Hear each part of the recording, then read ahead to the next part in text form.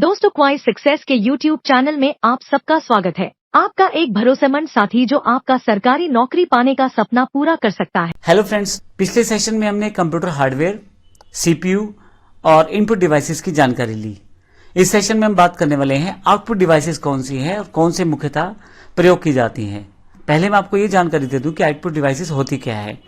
जब आप input provide करते हैं सीपीयू को, तो वो आपकी द्वारा दी गई इनपुट या आदेश पे कोई कार्य करता है। जो वह कार्य करता है उसका सीपीयू प्रोसेसिंग करता है और फाइनली एक आउटपुट या रिजल्ट तैयार करता है। उस रिजल्ट को कंप्यूटर के द्वारा अलग अलग आउटपुट डिवाइसेस पे भेजा जाता है। तो वो डिवाइसेस जो कंप्यूटर के द्वारा प्रोड्यूस की गई आउटपुट दिखाते हैं उन्हें आउटपुट डिवाइसेस कहते हैं। इसमें सबसे पहले मॉनिटर है, एलसीडी, एलईडी इसी के एक पार्ट्स हैं, विकसित पार्ट हैं। सबसे पहले मॉनिटर यानी कि एक टीवी जैसी स्क्रीन यूज होती थी, लेकिन आजकल वो एलसीडी, एलईडीज में कन्वर्ट हो चुकी हैं। मॉनिटर एक आउटपुट डिवाइस है जो कंप्यूटर द्वारा जनरेट किए गए आउटपुट को, यानी कि कंप्यूटर ने प्रोसेसिंग करके जो आउटपुट दिया है उसको कंप्यूटर की स्क्रीन पर लाने का कार्य करता है और मॉनिटर उसे दिखाने का कार्य करता है। जैसे एग्जांपल के लिए आपने किसी मूवी को ऑन किया तो जब वह विजुअल प्ले होगा तो उसे कंप्यूटर स्क्रीन पे दिखाया जाएगा, तो वो मॉनिटर पर ही दिखाया जा सकता है।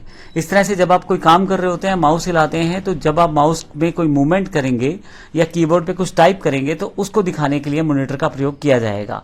साथ ही जब आप उस इनपुट को दे देंगे, फाइनली इनपुट देने के बाद जो आपके पास प्रोसेसिंग होगी और जो आउटपुट आएगा वो भी विजुअल रूप में, वीडियो के रूप में कंप्यूटर की स्क्रीन पे दिखाया जाएगा।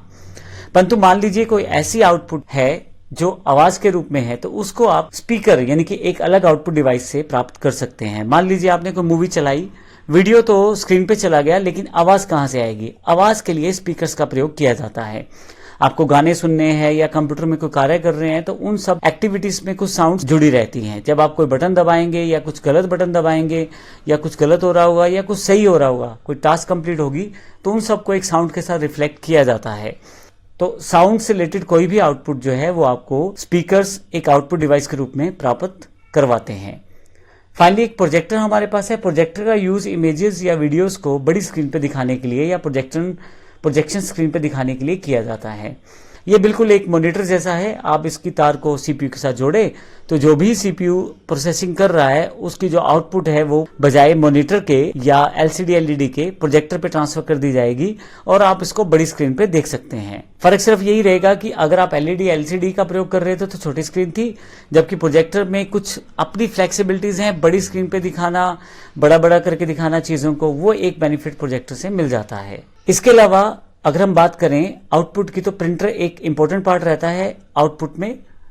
प्रिंटर जो है एक आउटपुट डिवाइस है और यह जो आप कार्य करते हैं कंप्यूटर के, उसको प्रिंट आउट के रूप में लेने में सहायता करता है। मान लीजिए आपने कोई लेटर टाइप किया, आपने कोई एक्सेल का शीट बनाया, आपने कोई कार्य करके छोड़ा, उन सबको आप प्रिंटर के द्वारा प्राप्त कर सकते हैं।